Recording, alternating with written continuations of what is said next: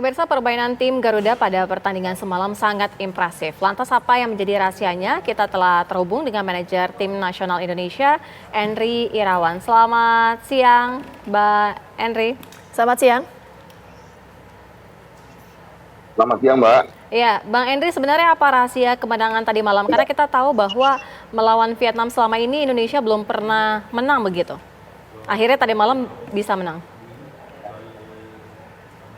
Oke, baik.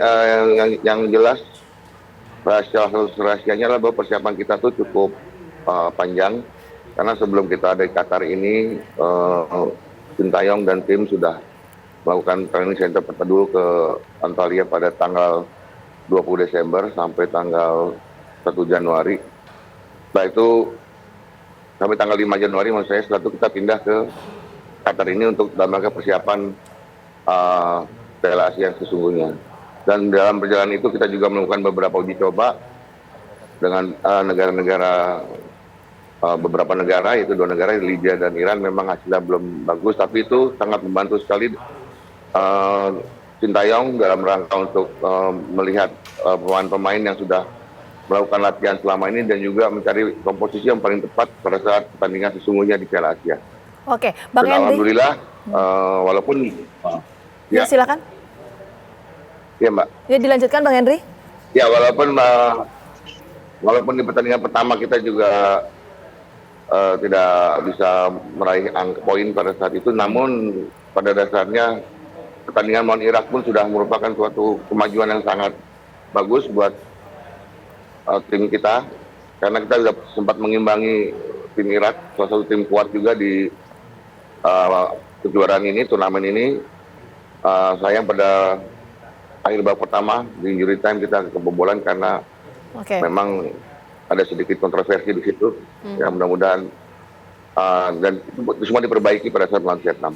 Oke, Bang Endry, tapi kalau kita bicara soal kunci kemenangan ini apa? Indonesia lawan Vietnam 1-0 ini bisa mencetak gol 1-0 itu apa? Apakah karena ada komposisi perubahan tim atau seperti apa, Bang Endry? Ya, sebenarnya timnas kita ini sudah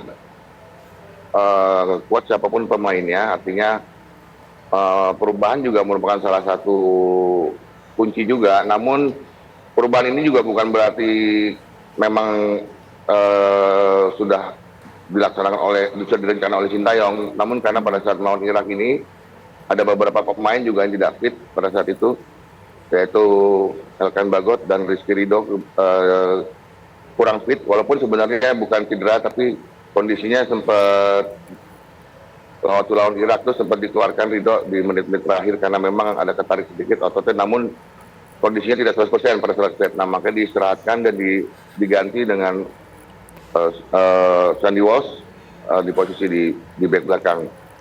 Dan mungkin salah satu kuncinya juga karena memang anak-anak itu disuntik semangat juga dengan Pak Erick Thohir. Dalam hal ini pagi-pagi Pak Erick juga bicara melalui video call dengan seluruh tim untuk mengingatkan bahwa mereka itu benar-benar sangat diharapkan untuk bisa menang melawan Vietnam. Dan di samping itu juga strategi Sintayong juga cukup pas pada saat melawan Vietnam karena tidak bertahan.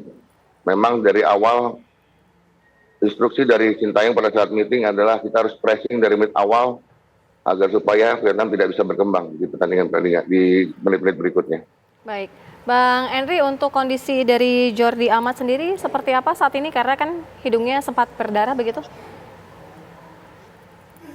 Ya betul, kemarin sebenarnya itu tadi ada insiden, memang entah sengaja, entah memang tidak disengaja, namun insiden itu cukup parah karena memang lagi-lagi pemain kita kena sikut dari pemain Vietnam. Jordi Amat sampai ditanduk keluar lapangan dan akhirnya diputuskan oleh dokter tim dan juga tim dokter dari turnamen untuk segera dibawa ke rumah sakit. Dan di situ Jordi karena masih mengeluarkan darah dari hidungnya, sehingga dilakukan ronsen pertama. Di ronsen itu kelihatan ada retakan, namun tidak begitu jelas. Akhirnya dilaksanakan MRI untuk hidung dari Jordi Amat. Dan ternyata alhamdulillah itu yang retak itu bukan di tulang hidung yang kerasnya, hanya di tulang yang agak lunak. Jadi hanya ada pembengkakan sedikit dan perlu dikompres. Namun menurut pendapat fisioterapi kita, Dr. Choi yang baru bergabung dengan kita di Antalya kemarin, itu kemungkinan Jordi masih bisa main, cuman harus menggunakan masker di muka, di hidung, untuk melindungi hidungnya yang masih belum 100% pulih.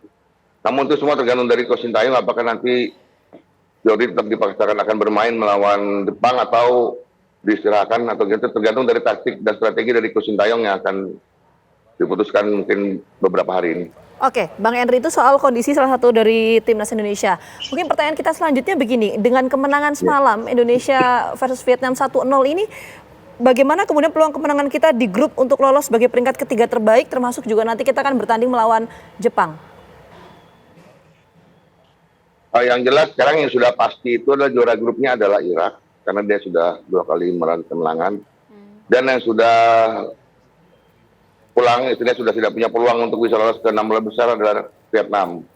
Jadi yang masih punya peluang untuk lolos itu adalah Jepang, dan kita berharap apabila kita bisa menahan seri Jepang, mungkin kita akan bisa menemani untuk peringkat 3 terbaik. Amin. Baik, terima kasih Bang Henry Irawan sudah bergabung bersama kami selaku manajer tim nasional Indonesia. Salam untuk teman-teman para pemain. Baik, kita doakan yang terbaik, semoga Indonesia bisa lolos masuk 3 terbaik. Terima kasih. Selamat berjuang tentunya untuk teman-teman.